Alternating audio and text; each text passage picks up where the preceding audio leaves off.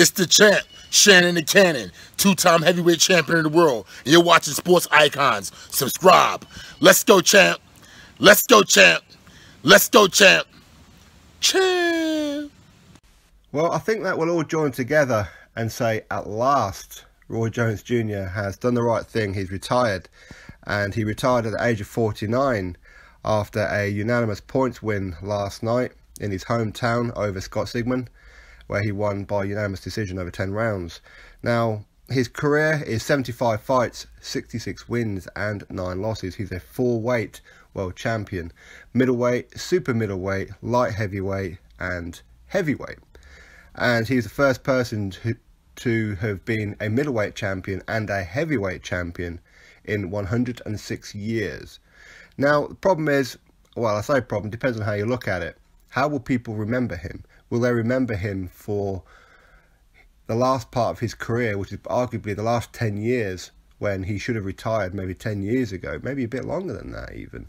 But is that how people are going to remember him? For me, I will remember him for the times before then when he was dominant. Definitely pound for pound, without a doubt, an all-time great. He will definitely be a Hall of Famer. I mean, one of my favourite fights of him he actually lost, which was to Joe Calzaghe, but of course I'm a huge Joe Calzaghe fan anyway. His 3-fight trilogy, of course, with Antonio Tarver as well. He won the heavyweight WBA title from John Ruiz, and I mean, he's been in there with some excellent athletes. I mean, people can't say that he hasn't been in with some of the best. And for those that he hasn't fought, it's not for the want of trying, right? James Toney, he beat him on unanimous decision and won the IBF super middleweight title over James Toney. So Bernard Hopkins, again, he beat him, and I believe he actually lost to him as well at some point as well. But again, he won the middleweight title from Bernard Hopkins.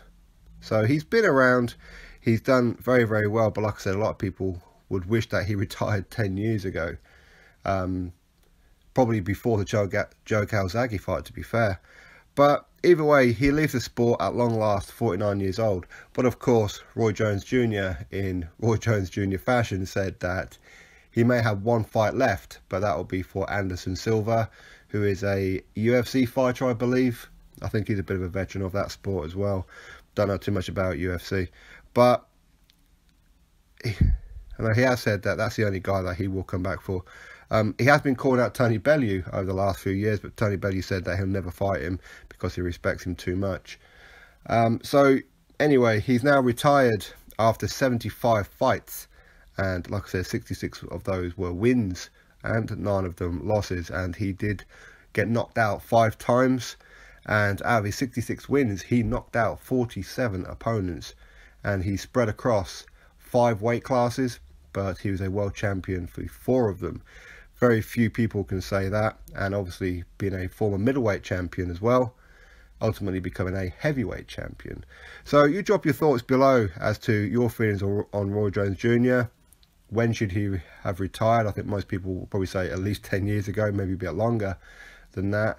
But ultimately, for me, he's a legend of the sport. Every boxing fan knows Roy Jones Jr., no doubt. In his day, he was deadly, sharp as a button. He was on point each and every time. His first loss was an unfortunate one.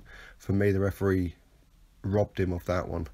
But anyway, drop your thoughts below about Roy Jones Jr. career.